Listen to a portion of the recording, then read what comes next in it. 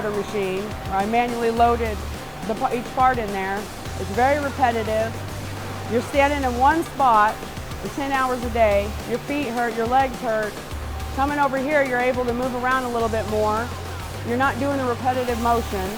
So moving around a lot more, your feet don't hurt as much, but also it's challenging as well. Hand loading, you couldn't get me to go back to it.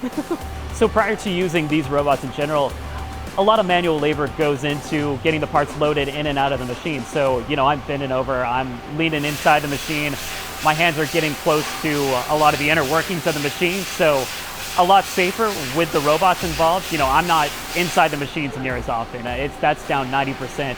That robot is doing most of the manual labor that I would have been doing prior. So, you know, a lot easier on my back, a lot easier on my legs, and then just a lot safer in general. Our efficiency has increased tenfold, really, since the time that I started here.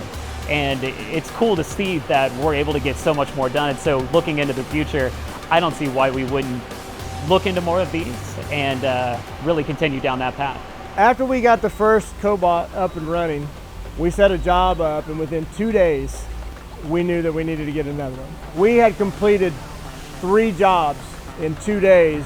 We wouldn't have finished one of those in the 3 days if we were using our ordinary method before automation.